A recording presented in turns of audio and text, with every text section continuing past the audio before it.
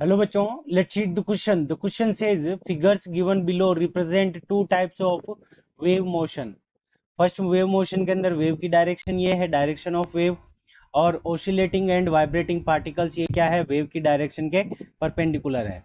Second के अंदर क्या दे रखा है, ओसिलेटिंग और वाइब्रेटिंग पार्टिकल किस डायरेक्शन के अंदर है, जिस डायरेक्शन के अंदर वेव मोशन कर रही है, direction of wave.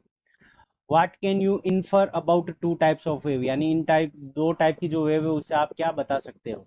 Option A, the direction of wave motion is always perpendicular to the direction of vibrating particles. Option B, the direction of wave motion is always parallel to the direction of vibrating particle. Option C, the direction of vibration of particle and the propagation of wave results in different kind of wave motion.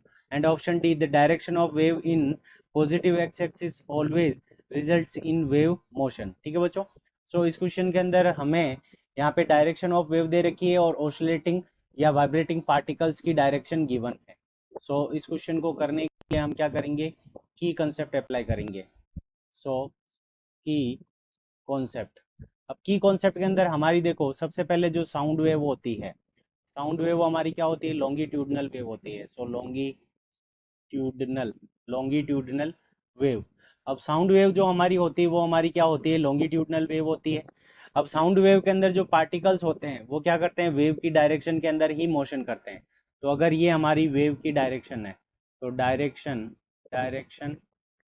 Of wave, सो यहाँ से हमारी क्या हो जाएगी, ये direction of wave होगी। और जो पार्टिकल्स होंगे वो क्या करेंगे, इस वेव की डायरेक्शन के अंदर ही इधर उधर मोशन करेंगे। तो वेव की डायरेक्शन के अंदर ही यहाँ पे ये पार्टिकल पार्टिकल वाइब्रेट्स। ठीक है, तो यहाँ पे जो पार्टिकल होंगे ये क्या करेंगे, वेव की डायरेक्शन के अंदर ही क्या करेंगे, वाइब्रेट करेंगे। तो इस वेव को हम क्या कहेंगे, लॉन्गिट्यूडनल वेव। तो अगर ये बी फिगर है तो बी फिगर हमारा क्या हो जाएगा, लॉन्गिट्यूडनल वेव का हो गया। अब सेकंड नंबर हम बात करते हैं, सेकंड नंबर जो वेव होती है वो होती है हमारी ट्रांसवर्स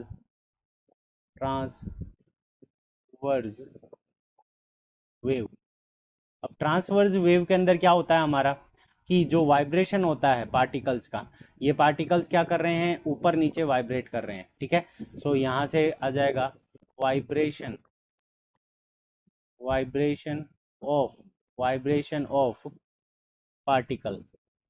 तो यहाँ से हमारे पास में क्या आ गया, वाइब्रेशन ऑफ पार्टिकल्स।